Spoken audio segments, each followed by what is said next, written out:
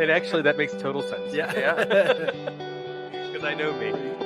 You know, so that's our life mission. That's the McKinn's mission. You don't have to understand my boundaries to respect them. Well, no, I'm the president and co-founder of McKinn, a person in long-term recovery from substance use disorders. How do you go about fixing the damage in the trust between the family after you get out? Okay, I gotta work on that. Celebrating my 6 months. Didn't have a cake. Yeah. Gosh, you showed up.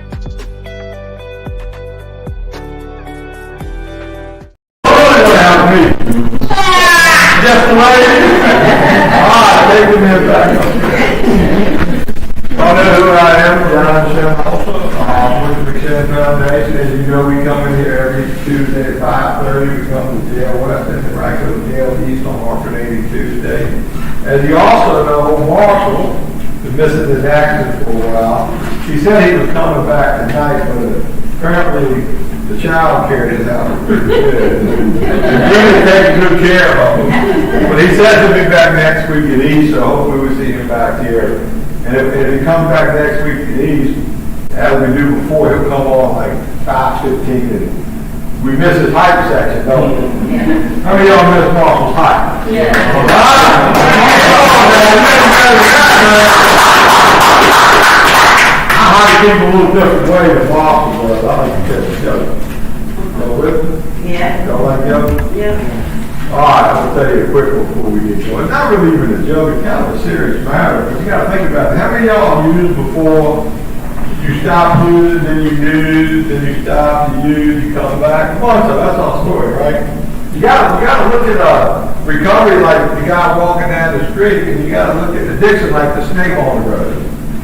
And let's say it's like 28 degrees temperature. When it's cold outside like that, what happens to a dead snake that's laying on the road?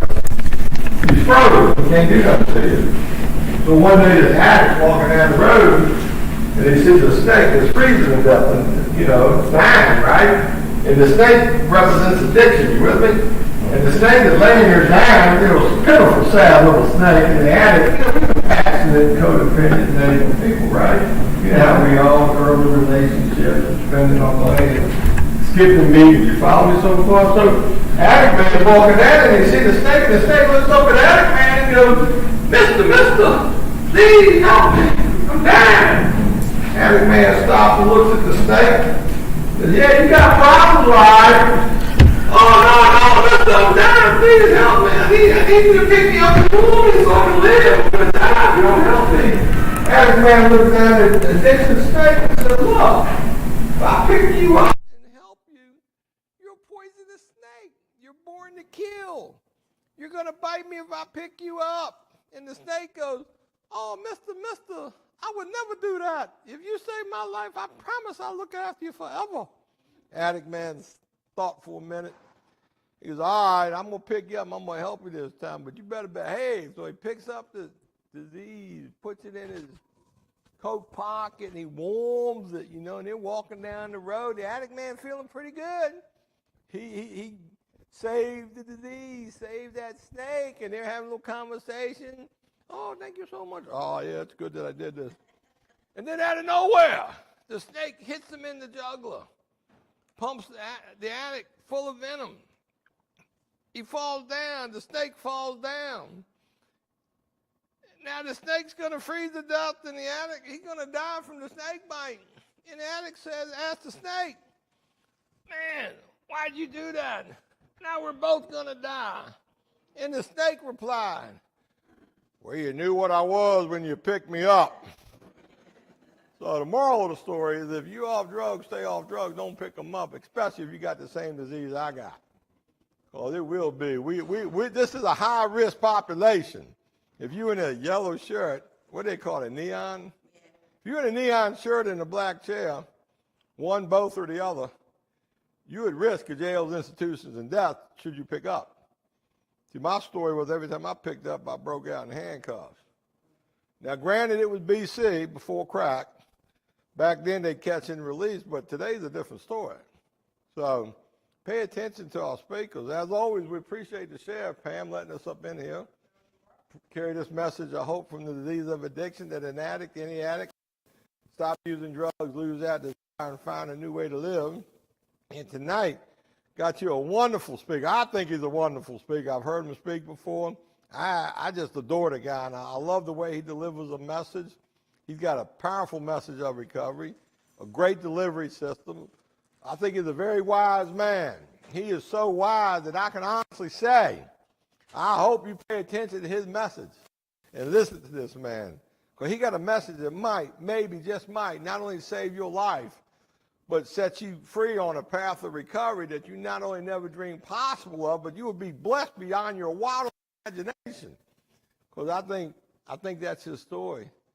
That's my story and people like me's story. So you want what we got, trust me, okay? But you got to do what we do to get it. And Kevin's going to come up here and tell you on what we do to get it. Kevin, come on up. Warm welcome for Kevin.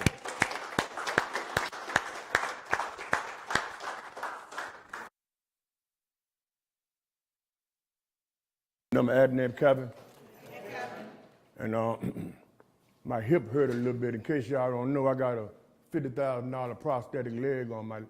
I lost my leg on the job at 8 years, and I don't have to work no more in my life, you know. But I worked there in the city jail thanks to John Shinhouser, going in there talking to inmates about doing something different. I worked at Chesterfield Jail for 3 years, and the reason why I left there because they were slow about paying me. You know, and one thing you don't do, you don't mess with a man, woman, or a man money. I don't give a damn how much spirituality I have in me today. You know, and one thing I know, man, is that, you know, I don't so much, man, have a drug or a drinking problem, man. I got a thinking problem. You know, and my disease, man, is spiritual in nature. You know, my problem all my life, man, was I ain't listened to good, godly advice that my parents tried to give me. Y'all know what I'm talking about, man. You know, and don't sit there and tell me that you know you don't believe God, because you do. You know, the literature got that we were born with a spirituality in our body, man. And y'all know God. I bet you knew him when you stood in front of that judge. I bet some of y'all said, Lord, please don't, you know. You can't have a God of your convenience, man, because let me tell you something, man. I'm glad that God never turned his back on me, man, because I should have been dead back in the late 80s when crack hit the set. You know, and if I can stay clean, man, 2 months from the day on the 28th of May, it'll be 17 years for me, man. You know, I want to thank Bobby for asking me to come here and speak. I appreciate it and all. You the happiest recovering addict I ever seen in my life. And that's a good thing, you know. It took me a long time to get here, y'all. Took me a long time to get here, man. You know, being locked up 34 times down the Richmond City Jail, that ain't stopped me. I've been out here one time, stayed 77 days. I've been out in Ashland one time. I've been out at Pamunkey one time, man. I've been locked up 18 times alone for shoplifting. Never been to the penitentiary. Got a number one time, but didn't have enough time to go and all. And I'm almost sitting at home with the man that raised me, and I'm gonna get back to that and all. Eating his food, because y'all know how we do. We can go eat somebody else's food and put all the meat on it. My sandwich this tall. And I look across the table at him, and I can't even see no meat in his sandwich. And that man that raised me looked at me just as I was getting ready to take a bite, and he said something I'll never forget in my life. He said, you use everybody you come in contact with, don't it? Those are some painful words, man. If he had told me that I won't shit, I could have handled that, man. But to use everybody you come in contact with is a terrible feeling, man. Being homeless, man. I've been homeless the second time, which for 5 years, man. I did 5 straight winters in the street. Still didn't give up, man. Family put me out. You know, my mother died, man, when I was 3 years old, and I never knew my mother. My aunt raised me, who was a godly woman. She was a godly woman, man, who tried to instill God in me at a very early age. No, I don't want to hear that. I don't want to hear that. 8 years old, she said, get up, we're going to church. I got a headache. Big ass liar like we are. I got a headache. She said, well, you stay in the bed there until we get home from church. No, don't go outside and play. 3 minutes later, I said, it's gone now. You know, get in church and do the worm and all. And the woman trying to, let me tell you something, man. A lot of people not going to make it doing this right here, man. You know why, man? Because you're afraid, man, of sitting still, knowing yourself. This is a beautiful process, man. I came into myself when I stayed clean. I didn't like myself, my damn self for the first 6 years. You know why? Because I'm the addict that cleaned his own family out of everything that was of value, man. And that shit hurt me when I got clean. Therefore, I know when you do things, steal from your family, take money out your child piggy bank, and the disease tell you right in your ear, right in your own voice, that you're going to put it back, I can tell you right now, I ain't never put it back, Jack. I ain't never put it back, man. All my life, you listen to two voices. One say, don't do it. The other one said, go ahead on. And I heard a guy say one time, man, you a get by, man. You ain't gonna get away though, man. You know, and if y'all thinking don't change, man, if you don't do something different, you're gonna frequent places like this here, man, a whole lot, Jack. Believe me, I know, man, because I wasn't scared to go to jail. I know every damn body there in the city jail. And they love it when you coming in there too, man, because misery loves company, man. You know, this shit here ain't for no pussies. Excuse my French, but I go hardcore with mine, man, because I went hardcore when I used. So I don't play with something that's telling me in my own voice, man, you all right, man. No, I ain't. No, I ain't, man. I go to meetings, man, on the regular. I ain't got to work no more in my life. I'm taken care of pretty good. They drop a little something on my bank account every year for the rest of my life. As a matter of fact, they just did it the 8th of this month, man. But I know what I am, though, Jack. I'm an addict, man, of the worst variety. Get a little money, gotta have a red pair of shoes, a purple. See, the addiction go from one thing to another. Can't have one watch, I gotta have 25. Can't have one pair of kicks, I gotta have 250 pair. But I don't use though, man. Because when I came up in this camp right here, man, I looked just like Pookie off in New Jack City. Hurting. I was hurting, y'all. I was hurting and it felt just like ain't nobody care, man. Family had disowned me, man, and guess what? It was my fault. It was my fault. So y'all guys, man, you know, and I used to tell the guys out at Chesterfield Jail, man, when you get on the phone talking to your girlfriend or whoever, and you hollering at her because she ain't doing something, man, your ass got a nerve, man. You lucky that anybody even pick up the phone for you. Because I can tell you one thing, if you keep on with this right here, you're going to find yourself all alone, Jack. You're going to find yourself all alone. And you know who the only people you're going to be hanging around is the people that ain't going nowhere in life. And I see them all the time. And I'm not talking about people, man. I see them all the time on street corners. All you see is their mouth flapping, boy. It ain't about doing nothing positive. It's about trying to get another one, man. Let me tell you something, man. I've been there and I've done that, man. I stayed stuck for 30 years. At 10 years, I knew I had a problem, man. 20 years, I ain't care. See, the blame game come in then, man. If they wouldn't have did that, if this and that and that. 30 years, man, of using, man, there's a lot of pain involved, man. I was too scared to kill myself because I thought that I would be in a wheelchair and somebody would have to push me around, man. Let me tell you something, man. The disease of addiction is real. And you better respect that, Jane, because if you don't, I feel bad for you, man. You don't have to use every day, man. You don't have to drink nothing every day. I got a natural high. You know who off? Off of Jesus Christ. That's who I got a high off today, man. Because I look at a whole lot of spirituality on TV, man. And you know what the preacher man say? He said a lot of people are afraid, man, of the noise that silence brings. And I sat back there, man, and I could count on one hand how many of y'all I saw just sitting still, you know. So a whole lot of, I can sit still today, man. I'm working on patience, 17 years clean, man.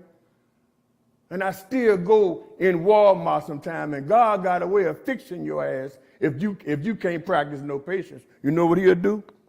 He'll put 5 people in front of you in a line, and every last one of them will be 80 years old or better. And the lady that's up there, she can't even find her pocketbook, and it's in her hands. You know, and you can stand back there. I found out standing back there, patting your feet, that ain't gonna get me no closer to that register, man. So I just stand there and say, well, I'll be up there one day.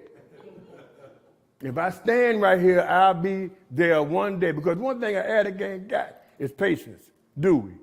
We ain't got no patience, man. Want things to happen instantly, man. Microwave jank, man. I remember going into a program with no damn drawers on, man. No drawers on. In a dorm, and I tried to slide my naked ass up underneath those covers, and the boy beside me said, man, you ain't got no drawers on, man. I said, man, shut the hell up, man, please. Please shut up, man. He gave me a pair of boxing drawers, y'all. And I remember that shit just like it was yesterday.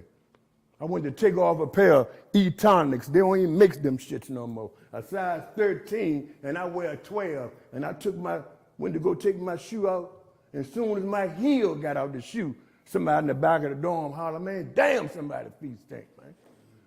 I said to myself, wow, man, I ain't even got to the toes yet. The toes was gonna kill your ass. If the heel like that, boy, the toes gonna kill your ass, man. I abused myself, man. You know what I'm saying? When I was in the street, man, let me tell you something, man. When y'all get up out of here, if I was y'all, I would jump into that 90 and 90 meetings and all, get around different people that's talking about different things. Because I tried all that shit out there that they talking about. And at the end of the day, it ain't work, man. It ain't work, man. It ain't work. You know, and I remember looking at things on TV like the first 48, it was a guy that shot some people and killed the police officer back in the 50s. And they came knocking on this damn door 45 years later, man. That man up in his 70s, man. 2 young white detectives opened the door up, and he an old white man with plenty of gas stations down there in South Carolina. And this is the way he looked. You know what the prosecutor said? If he's so religious and he joined church and everything, why he ain't turned himself in? You know, he's still a murderer. He just got old. You know, I do this, man, on a daily basis, man, because it helps me to grow up, man. And one thing I noticed, man, when I got on God's side and started trying to do God's will, my life got so much better, man. Let me tell you, man, I got in the car with the devil, man, for 30 years, man, and he dropped my ass off, and I hadn't been nowhere. All because I want to party. I think life is about partying. And, man, you're going to have to cut off a whole lot of friends if you're trying to walk this walk. If your girl still smoke a blunt or your old man smoke a blunt, you know, you might want to think, man. Because you can sit in here, man, and tell yourself all you want to. I ain't going to use when I get out there. But something happens when you go out there and breathe that fresh air. And they give you your cell phone back. And you look at it and you ain't really made up in your mind that you're going to stop using. And you know what'll happen? You'll roll through your phone and then you'll roll past your Connect. And instead of you erasing that shit right up out of there, you'll let it stay in there, man. Waiting for the moment to use. I ain't looking for no excuse to use because I had a perfect one when I lost my damn leg. I had a perfect reason to use. I graduated from John Marshall in 1982. How? I don't know, man. I ain't never applied myself to nothing. I always wanted to go into the side door, man. You know what I found out, y'all? Every time you go in that side door, you're going to get what the side door got for you, Jack. So you can't do wrong, man, expect for something good to come out of it. If you're tired of doing wrong, stop doing wrong. If getting high or doing this, let me tell you something, man. The disease of addiction will talk to you right in your ear, right here while I'm talking to y'all now. I'm glad I got y'all attention, man. Because you got a dilemma here now, man. Are you going to listen to me, or you going to listen to that little whisper in your ear to tell you, man, fuck that dude, man? Do you want to live peacefully, or you going to let the disease of addiction say, man, shit, I'd be glad when this shit over with so I can get back to that phone, boy. See, because the disease got a job to do too, man. Its job is to keep your ass off balance, and they don't want you dead, not until they make your ass suffer first. You're going to suffer first, and then they're going to kill your ass. And you know what everybody going to say? Man, damn, man, I told that motherfucker not to do that shit, man. I told them, man. They're going to talk about you for 2 or 3 days, and then you're going to be forgotten about. And I just ain't want to go out like that, man. I hated myself so bad. I was 42 when I got here, and y'all might not believe it, but I just turned 59 years old February the 4th, man. When I came in here, man, I was 42, 6'4" tall, 150 pounds, man. Hurting. I smoked cigarettes for 40 years, and my girlfriend told me one day I was at home, doing nothing, John, just looking at TV and had 2 cigarettes in the ashtray and get ready to fire another one, smiling, and she hollered, God, you chain smoking, ain't it? And boy, I almost said, B, you better mind your business, man. You better mind your business. You know it, but I paused when agitated now. You know what I said? Don't you have one of those patches back there in your room? Let me put that patch on and I put that patch on and Freddy Krueger, everybody chased me in my dreams, but they couldn't catch my ass though, boy. All I remember doing is just running, man. Running and the hand trying to reach out and grab. Couldn't never catch me, man. Last December the 16th, man, made 2 years without a cigarette. I done ballooned up, man, and gained 50 pounds. All behind what my girl said to me, man. You know what I'm saying, man? Graduated high school. I come from a family, man, that worked, had a 30-foot long boat in front of the house. When I graduated, y'all, you know what my aunt told me? All right, you finished high school now. What college you want to go to?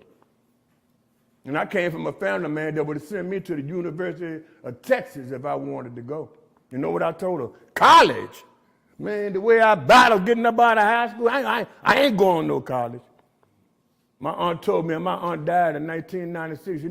You know what? And she didn't even curse, man. I think she might have cursed, man, maybe 5 times. But she said shit. She was real mad, man. And guess who all 5 times was that, man? Umwa, man. I was a real disappointment to her, man. You know, but I'm glad, man, that God got her husband who raised me from 3 years old before he died 3 years ago at the age of 93. I'm glad that man got to see me get my life together, man. I'm glad he got to see me get my life together because when he told me to get out of his house, you know what he told me? Get all of your stuff and get out my house before I take my shotgun and blow your brains out. Because he hunted, he had deer heads all around there. Hunted, you know, a good shot too. You know what I told him? I ain't got nowhere to go. You know what he told me? That ain't my problem. I'm telling y'all, man, throw the shovel away, man. It's a no-win situation, man. You know, I find myself one of the luckiest people alive because fentanyl is dropping people out there, Jack, man. And I'm glad that it wasn't out there when I was out there, John, because I probably would have been dead, man. Because you know what the addict always, you know what his mentality always is? That shit ain't gonna happen to me, man. Shit ain't gonna happen to me. We smarter than anybody else. A smart addict. It's a guy down at the program now and all running his mouth a whole lot and all about he got a good job and he ain't got to be here. And I asked him, why you here then? Disease don't care nothing about your job and nothing, man. Don't care nothing about that, man. And so 21 years old, I up and go into the Marine Corps. My family sell a house over there in Highland Park. The man sold land 6 acres of land he got $350,000 for, and we moved from Highland Park all the way out there to Caroline County. I don't want to go out there where all the country people at and all. My aunt said, you're so simple that you could have stayed right here in the house and just rented the rooms out. You ain't got to pay nothing, just rent the house is paid for. My cousin Faye Holly, he ain't responsible. I said, shut the hell up, ain't nobody talking to you. Because see, we don't like to hear the truth, man. The truth hurt, man. The fact of the matter was, man, that I was irresponsible, couldn't pay a bill until I got clean, man. Hanging around people in the streets and all. You know what, I'm going to tell you, man, I hung around guys in the streets for 5 years, man. And you know why a lot of guys are homeless and don't care? They'll go work a part-time job because they don't want to pay child support. That's sad, man. Then when your child grow up and be 18, 19 years old and cuss your ass out, then what was wrong with you? You won't never there for him. What you expect for him to do? I go in the Marine Corps in 1985, called my mother a bitch for 11 weeks. And I didn't know that they stayed hard on me the whole time I was in boot camp because they like people my height. They like tall, slender guys like me. Because they'll stand me right up there in D.C. beside one of those helicopters when the president or somebody getting off. All I could think about when I was in there was how wrong y'all was, man. I couldn't even get the people 4 years, man. 11 months to go, people take me to the door, man, with an other than honorable discharge. Started smoking crack down there in 1986. Already was a drunk. Alcohol, my first love.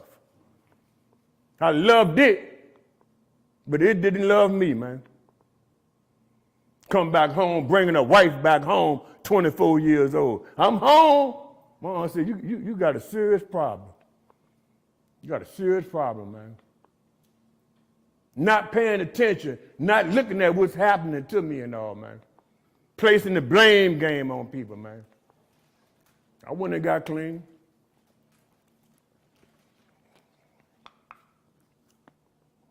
You can't do this for nobody else. You can't do this for your boo or your baby. Ain't gonna work, man. Ain't gonna work, Jack.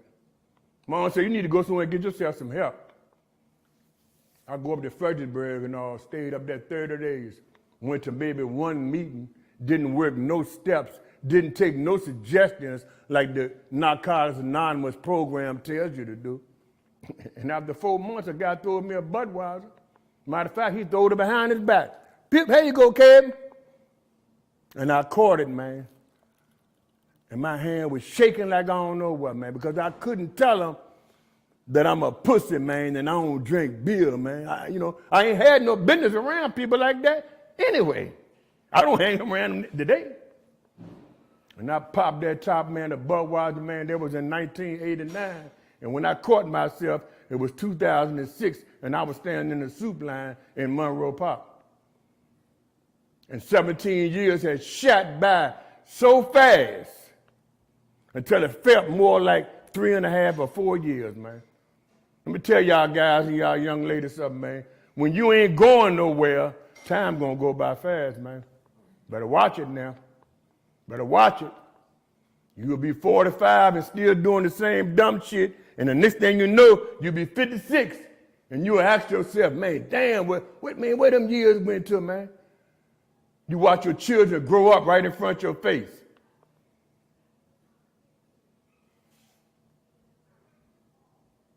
I ain't stopped using, man, because I ain't want to use no more, man. I got tired of what came with it, man. I got tired of what came with it. Came back home, I was in the streets, I was helping the man that raised me. He had his own trash truck.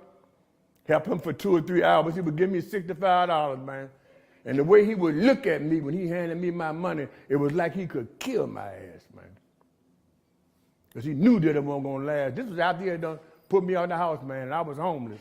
He let me off right there at Boulevard and Broad. And I would go right over there in that pack with everybody else that looked just like one dusty-ass rag. And I would go right on, pull me. Let me tell you something, man. You ain't going to stop till you get ready, no way. People can pray for you and dip your head in water. You ain't going to stop till there's enough pain involved for you to say, I can't do that shit no more, man. A lot of pain has got to be involved, man. A lot of years, man. Some people, man, after 5 years say, man, you know what? I can't do that shit no more, man. 10 years, man, I ain't doing that no more, man. Not me, man. I knew it was trouble, and I still did it. And I didn't care, man. Arms jumping like a Christmas party, and I ain't care, man. World done me wrong, man. World done me wrong, man. You know, when I got clean, man, I think it was a hell of a spiritual experience or spiritual something, man, that happened to me. Because I remember standing in Johnson Ward, man. And I was down to a filthy-ass pair of gray sweatpants. And I had a filthy-ass gray sweat top on to match it with a pair of size 13 E-tonics on. Standing there looking like Lurch, looking for a friend. You know, and I know damn, man, why I see people, man, hanging all around gas stations and all, man. You know, standing on the corner. I understand now. Because I did it too. You know why I used to be out there? Because I knew one day that Brinks truck was going to come down that street, man, and was going to turn that corner, and that back door was going to fly open, just like the TV said, man. And I waited 30 years for that shit to happen. It ain't never happened, man. It ain't never happened, man. I'm standing over Johnson Ward and all, man, and a dude walk up, and I hung with two dudes in the street. We used to always say, man, we all we got, man. We all we got, you know. One of them died when I was laying in the bed waiting for the people to fix me a leg. He done got a hold of some of that fentanyl, 44 years old. You know, he was a dude, man. He was a dude. I got tired of being around him in the street. You know why, man? Because everything to him, man, was, man, fuck that shit. That's all he ever said, man. Let me tell you something, man. If you got that kind of attitude, man, I feel bad for you, man. I can remember, man, wanting to change, but don't know how, man. I don't know how, man. Me and him would be, and his name was John. Me and him, and he was a slick drinker too, man.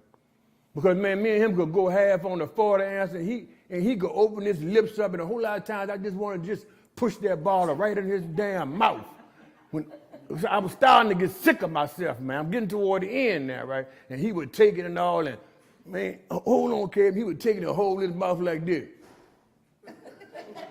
to make me think that his mouth ain't open. But, man, when he brought that jank down, man, this much was going about that jank, man. I used to look at him, man, you know, and then when he handed it to me like he hate me. Here. Man.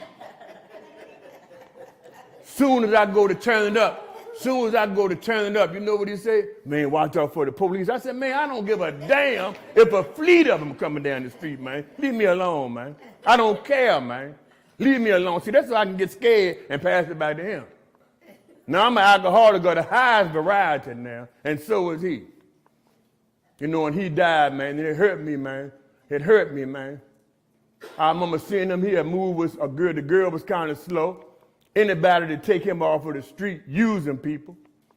He in the back room dead, and the girl in the front room nodding off a dope. And they don't discover that he dead till the next morning. And they go touch him and roll him over, and he's stiff as a damn board. Rigor mortis done set in. And I got the news laying in the bed, man. Can't even stand up, crawling to the bathroom, constipated off of the damn medicine that them people was giving me, man. Man, John died, man. The other guy, he in and out the rooms, y'all. He just ain't ready yet, man. He got some mental health problem, but the literature told me that they can recover too if they got the capacity to be honest. You can be retarded as hell. You ain't got to know nothing but one word. Do you know how to be honest with yourself? There's some slow people in the room. Hell, everybody in the damn room is slow if you ask me. The way I burnt my damn brain cells doing drugs. You know, so I'm standing in Johnson Ward and this guy walk up named Ronnie. Me and Ronnie done slept in cars, abandoned buildings. I hung with him in the street. And when I saw him, man, he looked just as bad as I did. And he came and stood beside me. He said, "What's up, kid?" I said, "Ain't nothing, man." He stood beside me, y'all, for about 3 minutes, and those magic words came out his mouth. Who got something? And I came to life just like a person that was dead that came back from the dead. You know. And I said, I think that boy over there got something, man. And when I was out there, man, them guys from Jacksonville, man, I tell you, man, half of them probably dead or either in the penitentiary because they were some dirty somebody, man. You know, sometimes they would sell you the real thing, and then you would go to the same person, and that shit would be a dummy, man. You know, and the boy sold me, and Ronnie gave me $20 for me to go over there and to get 2 dimes, and the boy gave me 2 dummies. And like they say in the rooms, a dummy buying a dummy. A dummy buying a dummy. And there's something about them guys that sell dummies out there, man. I believe, man, they went to school to be a magician because that damn boy disappeared, man. I ain't doing nothing but blink my eye. And he was gone, man. I said, man, damn, what? He in the middle of the block, and I looked at did he jump on top? The boy was gone, man. He was gone. I went back over there, and I said, man, Ronnie said, man, damn, Kev. I said, man, I didn't know and all, man. I didn't know, you know. He looked at me and all. He said, man, you want to go to the motel? I said, man, I ain't got no money, man. He said, man, you want to go to the motel, man? I said, yeah, man. You want to get off the street tonight, man? I said, yeah, man. I forget the name of that motel up there on Chamberlain Avenue. I think it's the Belmont. Me and him went to that motel, and when we got up there to the door, he went over there to the window and took his shoe off. And he had $1,500 in his shoes, man, when he had got some back pay from disability. You know, we went in that motel room, and he kept going in and out, and I kept, man, getting high, and that was the last night that I got high, man. The next morning I had to leave. I couldn't even walk, man. He got locked up that night. I walked back to Monroe Park, and I looked at everybody that was out there, man. I was malnutritious, man. Skin 2 shades darker. Head nappy as a bitch. Feeling some kind of way, man. And as I walked up there to the park and all, man, I just looked at everybody, man. And, you know, a lot of people, man, don't mind being homeless, man. I was driving around downtown the other day, and I see a dude that's out there, and I've been clean 16 years, and he's still out there, man, with a smile on his face, you know. As I walked up to Monroe Park, I just looked at everybody, man, and if I'd have had a knife, I could have just stabbed everybody, man. I was thoroughly disgusted, man. You know, they looked just like one big dirty-ass pair of jeans. And I took my filthy ass right on over there where they was at and stood with them, and guys was trying to joke and play with me and all. What's up, kid? What you doing, man? I told them stop playing. And I remember standing in the soup line and all. And I thank God, man, for those people that came out there to feed people like me that didn't have sense enough to feed myself. Because at the end, man, it won't about nothing but getting drunk and getting high, because I didn't want to feel anymore, man. I stood in the line and my turn came, and there was a white lady. She was holding a little baby in her arm, and the little girl had to be about 3 years old, man. And she looked at me, the little baby said, you want some potatoes on your plate? And everything I had done, everybody who I had hurt, everything in my life that I had fucked up came right in front of my face, man. I don't know what I told that girl, man, but I remember getting my plate and going and sitting down, man. Going sitting down and all. And people were still coming to me and joking and playing. And John, the guy that I told y'all had died, I used to hang with him. He was waiting for me to show that Sunday where he done went and did something and got some money. And he came, man, and put $80 up underneath my nose, man, and said, boy, get the fuck up, boy. I've been waiting for you, boy. Come on, boy, I got you, man. You know, and I told him, man, leave me alone. Through booking, man. I went to Victory Tabernacle Church. I went over there to get a good meal, to get away from the people that was in Monroe Park, to try to get a decent pair of pants to put on, man. Went there, man, and midway through the service, man, all I remember is some trumpets playing, you know, and I started crying. You know, that was my call. You know, I ain't say God help me or nothing. I just started crying, man. You know, the next day, man, I went to the program over the South Side in the healing place, and I ain't used and I ain't want to use since that day, man. a power greater than myself took it. Now, I'd be lying to you if I say I don't think about it. I'm an addict. But I hurry up and think about what comes with that shit, man. What comes with it, man. How it make you, man, don't care for yourself. How you think that you are all right with your belt all the way over on the last notch. And I got tired of being a bum, man. And people in the rooms, man, can be cruel too. I mean, some people, we addicts. We addicts, man. Everybody's in the rooms is not my friends, man. You know why? Because I know the ones that are bust out laughing if they heard that I used. Whole lot of haters in the room, man. So you got to watch yourself now. They're addicts. They clean, but they're haters. Yeah, people come to meetings all dressed up. You know what I told them? If I come in this bitch looking raggedy, y'all gonna say I'm using. So I don't pay y'all no attention, man.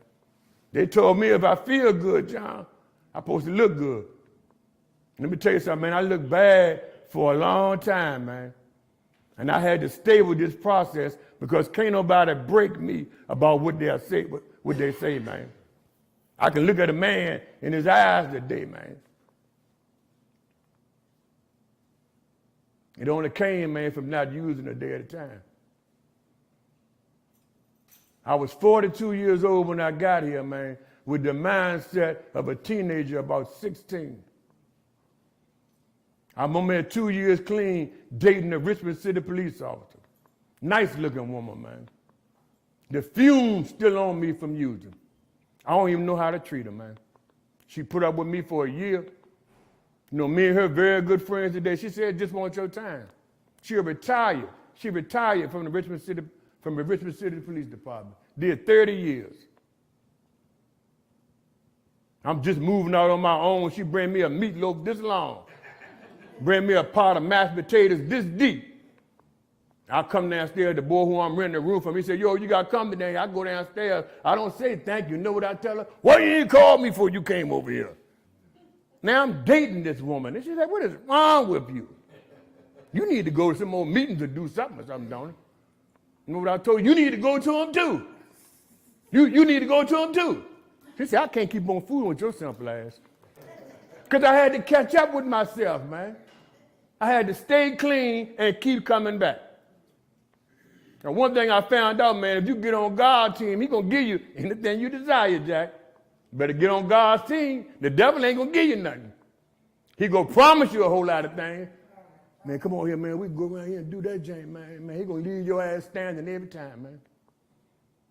God said, come on here, son, I got you. I said, God, here I come. What you want me to do? I noticed one thing, man. I ain't had to go looking for no woman. A good woman found me. Now, I know how to love one that ain't worth a damn. Them the ones I like. But when one come along that show me love, man, I ain't used to that. She had to show me that it's all right to be loved, man. Where I come from, man, won't no love and affection where I came from. And I ain't that far removed. I've been clean 17 years, coming up on 17 years, used for 30. So my mind is somewhat now clear. I didn't know Facebook was no dating site. God made it one for me. That woman kept on FaceTiming me from Boston, man. I like you and all. You're a nice looking guy, man. Yeah, I like you too. I'm gonna fly down and see you and all next weekend. Is that cool? Yeah, come on. Got down here, man, I froze up like a damn lollipop. Ain't got no confidence or nothing.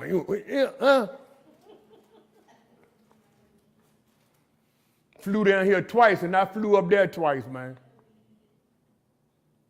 Come June 28th, man, that girl dropped a job, left her family in Boston, and we've been together 5 years now, man. Things like that don't happen, man, unless you get on these people over here side, man. She had to tell me, man, look, I had to tell her, y'all, please show me how to love, because I don't know, man.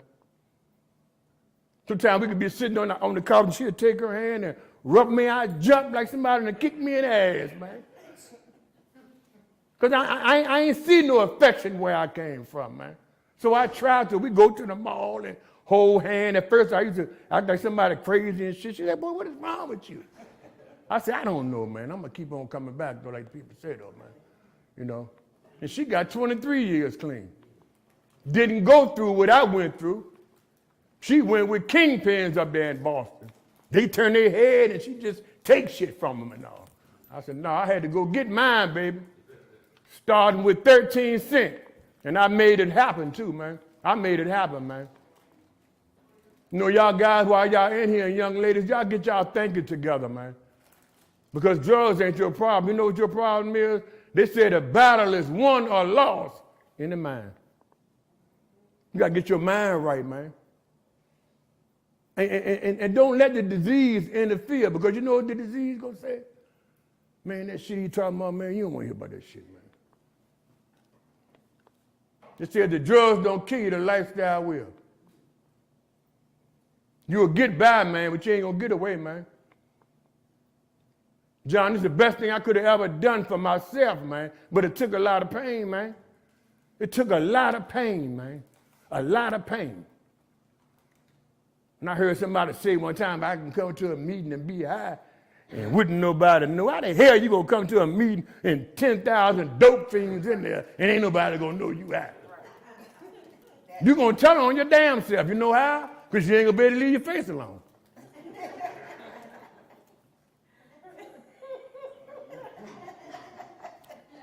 See, if you don't tell on your disease, man, it's gonna tell on you.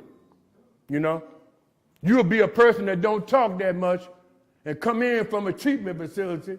They let you go home on the weekend. You come back in. Your nature is you don't do no whole lot of talking. You come back in, yippity yap, yap, yap, yap, yap, or yap, yap, yap, yap, yap, yap, yap, yip, yap, yap, yap, yap. Ain't that unusual behavior, man? Piss him. Something wrong with his ass. Something wrong with him, man. And I tell guys down at that program and all, man, I don't care what you do, but if I smell alcohol or something on you, I'm going to tell on you, man. Because it ain't fair to the people that's trying to do something, man. If you ain't finished yet, there go the door. Man, let me tell you something, man. Don't block your blessings, man. In life, man, people are going to cross your path, just like they crossed my path.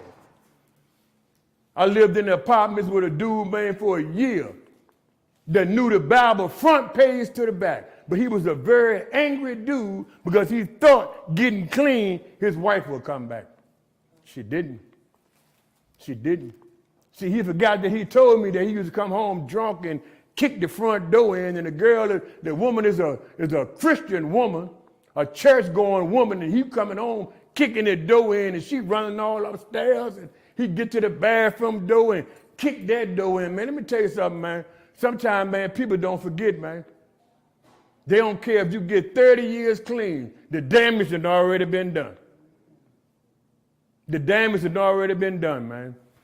And I remember, man, putting all my apples in the basket when I had about a year clean dealing with a woman, man, because I didn't know about love. And he told me something, man. That girl put up with me. She was very pretty, man, but she won't nothing, man.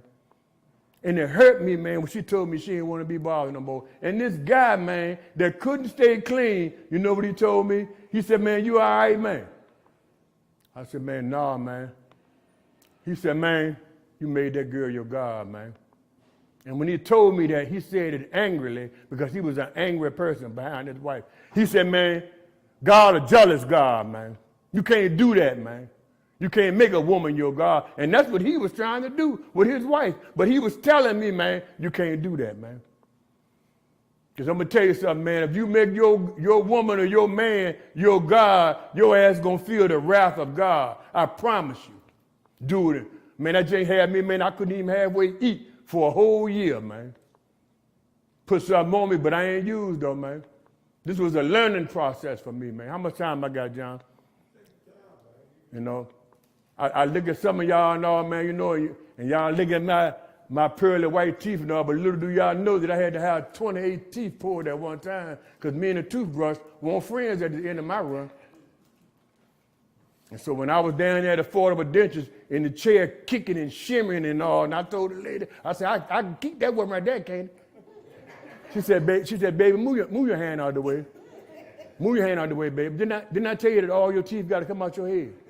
I said, man, damn, man.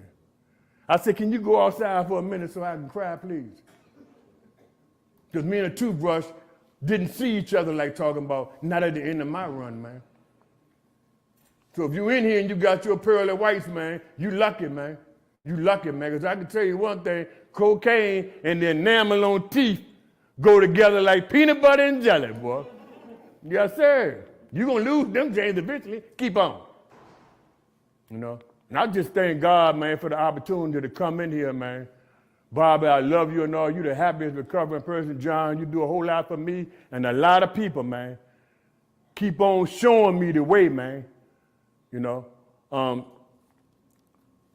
told you the girl been down here be 6 years next month. Now, she came home let me tell you how dumb I am and how I still got to keep on coming back.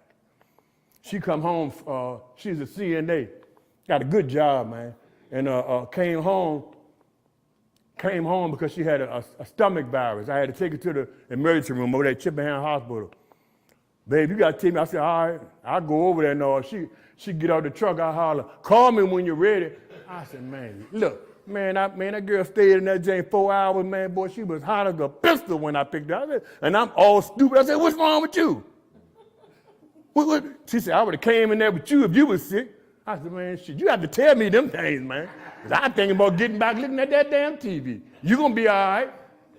I don't feel like going in there waiting for no 4 hours, man.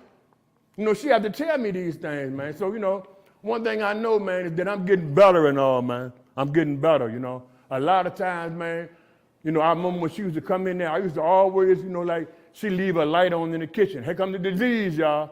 See, the disease can't get me to go get 2 for 15 from them brothers in Johnson Wall no more, so it'll come through the girl now. Man, she left the light on in the kitchen, man. Say something to her ass. See, I still hear that whisper too, man. But you know what I do? I know how to not pay her no attention now. You know what I do? I get up and I go over there and I cut the light off my damn self and I keep my mouth closed. That's what I do. From a woman that come in from working 10 and 12 hours and go straight in the damn kitchen worrying about what the hell I'm going to eat. And I'm going to tell her a light on in the kitchen, man. You know, I'm so glad, man. This place, man, told me to get my own. You know, and I ain't trying to step on nobody's toes and nothing, man. My girlfriend, she tried to get her name on the lease over there at them apartments. My name on the lease, man. And it feels so good to have something on my, you know what you tell me all the time? I ain't never lived with a man before. I said, thank God for recovery, boy.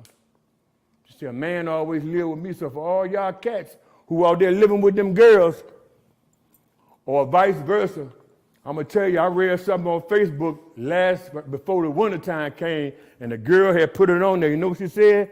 Fellas, it's getting ready to get cold outside. You might not want to argue with your girlfriend. I'm like, damn, that's a low blow. Because everyone I dealt with, they waited till it was snow on the ground before they put my ass out, man. Yes, sir, get out. I told the girl before I could say, I ain't going no damn well. The police was at the door.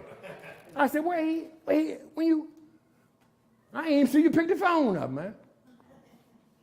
You know, this right here is the easiest software. And all my life, I thought not using it. You know, I thought that shit was for people that was a square, man. But you know what it's for, man? It's for people that's got good sense, man. Everybody not built to make it this way, man. Because a lot of people are going to stay stuck in their head, man, and let the disease control them like a puppet. Got tired of that, man. So I came in, man, and I listened, man. I was too tired not to listen. And then I get 30 days clean, getting that funk from up underneath my arm, and then a young white boy about 22 years old tell me what I got to do. Now I want to get arrogant now, John. You know, I got 30 days and all. He said, you can't go out there. I won't go, you know, I'm going to go out, try to hurry up and steal a butt out the damn butt thing before everybody came out there. He said, you got to go on here to class, man. I almost blurted out, who you talking to? That little soft whisper said, you better keep your mouth closed, dummy, and go on up in there. These people ain't come asking for you. You came crawling up in here. So you got to take whatever come down the pike now, man. You know, I went down there to the building. I go down there all the time, and I walk past some dudes, and the dude that I was sponsoring, man, this was about 5 years ago. This dude had just did like 12 years in prison. He was real angry, man. He was angry because P.O. made him come to treat me. And I went down there one day and he was looking all angry. I said, man, what's wrong with you? No, man, MF, man, you walk by, man, I started to hit this dude in his mouth. I said, man, for what, man? No, man, you walk by, man, and he holler. That motherfucker right there think he the shit. Don't come into this process like that, man. Y'all heard my story, man. Don't miss your help now here. Don't miss the hope part now here. Let me tell you what God did. The same dude that he told me said that about me. We go out to the smoke break room. He ain't got no cigarettes. I'm smoking at the time. I'm always coming in there looking off for guys, buying guys cigarettes. If guys' feet real messed up, I can make phone calls and get you some feet on. You know. He come out there, the same dude come out there in the smoke break, y'all. Yo, you got a cigarette, Jack? Nah, man, I ain't got, you got a cigarette, Jack? He whirled around my way. You know what he did? He went back around this way right here, man. And I'm the cat that would have gave him too. See, he done messed his blessings up just that quick, man. I'm telling you, man, don't do it, man. You don't know where your help gonna come from in the rooms of Narcotics Anonymous, man. Because my disease don't care. You ain't got time to be looking at nobody's color, gender, or nothing. I still, to this day, man, I don't do no whole lot of hugging and all, man. You know, I handshake and all, you know.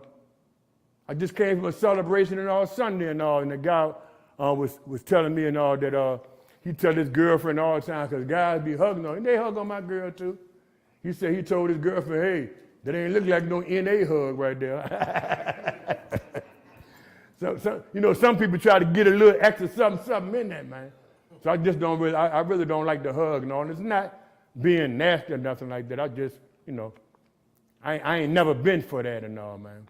You know. But I hope that I said something, man, that can, you know, make y'all at least want to change what you're doing or put a reserve button on it, man. Because what I found out, man, once I got on God's side and became this spiritual being, man, let me tell you something, man. Money can't buy peace, y'all. Money can't buy a good woman at the house who, as soon as I go in there, you hungry? You want me to fix you something to eat? And I said to myself, damn, man. A lot of times, man, I ask myself, man, what did I deserve to do this, man? What did I deserve, man, to get all of this, man? You know what I tell myself? Why not me? All the stuff that I've been through and all, man. All the stuff I've been through. I done worked down at the Hilton place 4 different times, and 3 different crack dealers done came down through there who done laughed at my tennis shoes, and they come right in the door looking just like I looking on. And they see me and they figure out who I am, they can't even stay, man. You know, my last words is God got a way, man, of taking a skid row bump and standing them up right before people, man, and let you see not what I did, but what he capable of doing. I appreciate y'all, man. I love you, man. Good job. Thank you, man. Yeah. Hey, hold on a minute. Uh-huh. Anybody got any thoughts, comments, or questions for Kevin?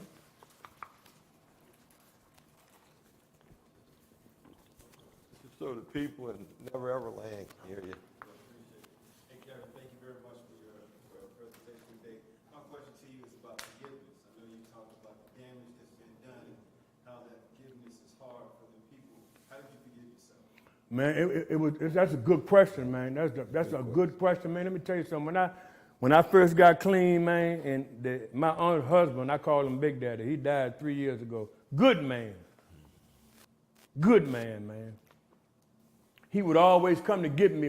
When I finished, I started the program May the 28th, 2006, and I finished December the 19th, 2006. So I stayed in a long-term process for about 7 years, about seven months. He would come to get me, man, and we would go to church every Sunday and all, you know. Now, this is the man who I done stole from, man, who done, you know, put me out the house. And I remember calling him when I had about 5 months clean, man, because I was so lonely, man. I was so lonely when I came through, man. And I said, hey, and I called him collect and all. He answered the phone. What you want? Still mad, man. I said, man, I just called to tell you, man, that I put myself in the program. Yeah, all right. Them people don't want to hear that shit, man. They don't want to hear that shit. You know what they saying about y'all? Yeah, he in the program and all. He ain't gonna do nothing, though. They always count us out, man. Always count us out before they say, I know he's gonna be all right, man. You ain't gotta prove this shit to nobody. Prove it to yourself. Anyway, man, we would go to church and all, man. And as soon as I got in church, man, I was sitting beside him and all, man. And that organ, man, them people would hit that organ, man, and boo hoo hoo hoo, man. I cried when I got clean, man. And that man was in his mid-80s by then.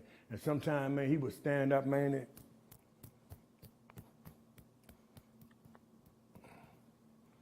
he would stand up and just pat me on my back, man. And sometimes he would just, I'm not talking about, oh, I'm just talking about, man, I just couldn't stop tears, man, from coming down my eyes. Man, I had to be cleansed, man. I had to be cleansed, man, because I was the devil's #1 server, man. The devil told me to do a lot of things in my life, and I did it, man.